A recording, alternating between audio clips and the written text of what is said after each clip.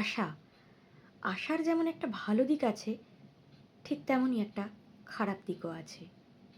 সেটা ঠিক কীরকম আমি একটু বুঝিয়ে বলছি। একদিকে হচ্ছে একটা আশার আলো টিম টিম করে জ্বলছে। আমার জীবনে অনেক খারাপ কিছু ঘটে গেছে, তারপরেও ওই একটা আশার আলো আমাকে বাঁচিয়ে রেখেছে। অতি বর্ষা, অতি খরা, চাষাবাদ হচ্ছে না, তারপরেও একটা আশার আলো কোথাও যেন আজকে রোদ উঠেছে, তাই তো? এটা হচ্ছে আশার আলো। এই আশাটা নিয়ে আমরা বেঁচে থাকি।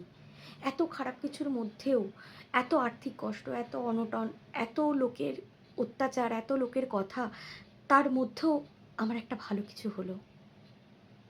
তার মধ্যেও আমরা আশা রাখি, ভরসা রাখি। এই হচ্ছে আশার ভালো দিক। সেই মোমবাতি গল্পটা তো তোমরা সবাই জানো, যে সব মোমবাতি নিভে গেছে। এটা আরেকদিন পরে বলবো। তোমরা সবাই অনেকেই জানো, সব মোমবাতি নিভে গেছে কিন্তু আশা জ্বলছিল। সেই আশা কিন্তু বাকি মোমবাতিগুলোকেও জ্বালিয়ে দিয়েছিল। এটা হচ্ছে আশার ভালো দিক। আর একটা যেটা, সেটা অ্যাকচুয়ালি আশা না, সেটা হচ্ছে প্রত্যাশা। আমি কারোর জন্য কিছু করছি, আমি প্রত্যাশা করছি সেও আমার জন্য করবে। আমার বিপদে সেও আমার পাশে এসে দাঁড়াবে, কেননা আমি তার বিপদে পাশে গিয়ে দাঁড়িয়েছিলাম। এটা হচ্ছে প্রত্যাশা। এটা হচ্ছে ক্ষতি করে। যখন সেই জিনিসটা ফুলফিল হয় না, আমি একটা প্রত্যাশা করলাম, আমার ফ্রেন্ড, আমি ওকে অনেক হেল্প করি, ওর অনেক বিপদে গিয়ে আমি পাশে দাঁড়িয়েছি, ওর যখন যা প্রয়োজন হয়েছে আমি ওকে হেল্প করেছি, ওর টাকা পয়সা যখন যা চেয়েছে আমি ওকে ধার দিয়েছি, আমারও বিপদে ও এরমভাবেই আমাকে সাহায্য করবে।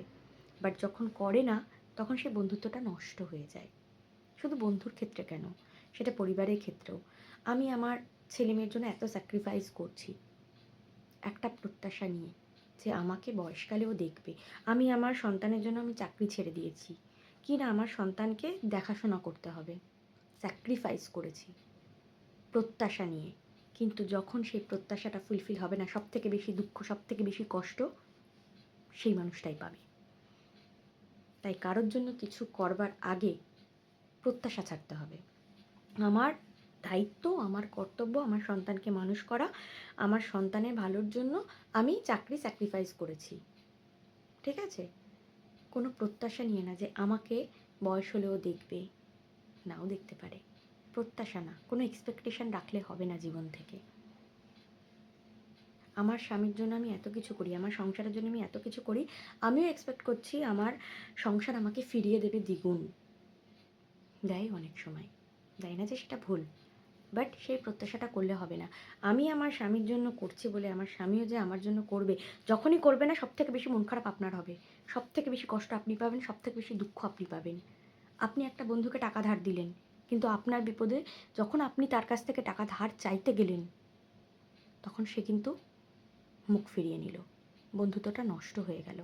আপনি ভাবলেন আমি ওকে এত সাহায্য করেছি, ও আমার বিপদে পাশে দাঁড়ালো না, কেমন বন্ধু। কেন প্রত্যাশা করেছেন?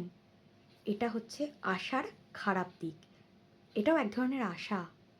আমি আশা করে বসে আছি সে আসবে, সে এলো না। কেন করব আশা?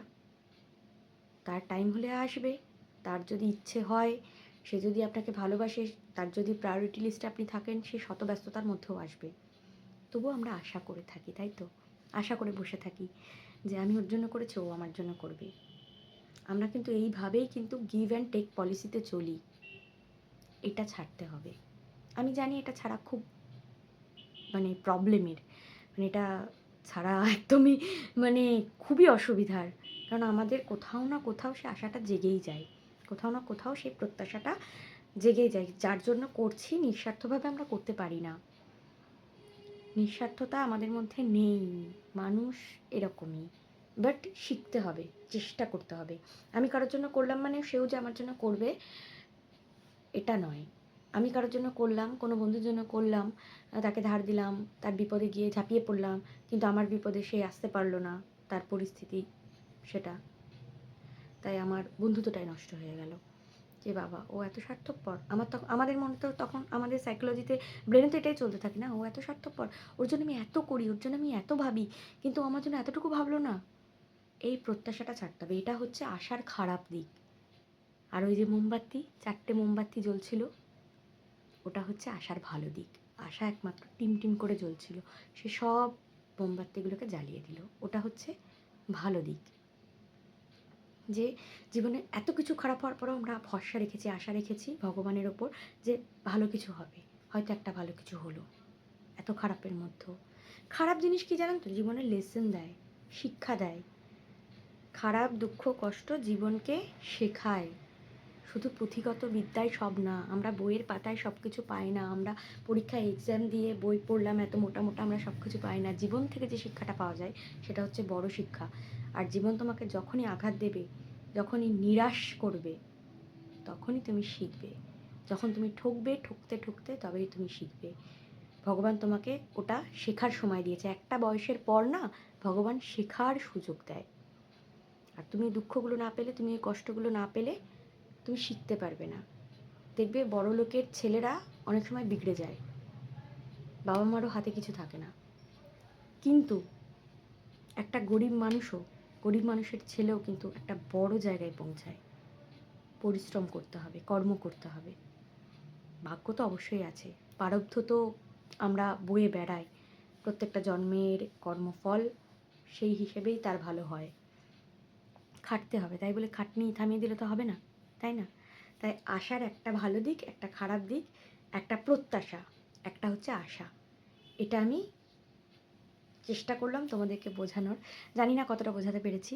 ভিডিও ভালো লাগলে লাইক করো, শেয়ার করো, কমেন্টে জানিও কেমন লাগলো আমার এই কথাটা। আমার জাস্ট মাইন্ডে এসছে, আমি তোমাদের সাথে শেয়ার করেছি।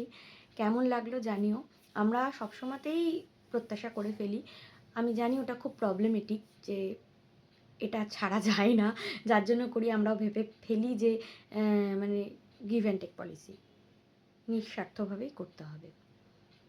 আমরা যদি কোনো একজন কাউকে দান করি, আমরা কি ভাবি যে তার কাছ থেকেও আমি দান নেব?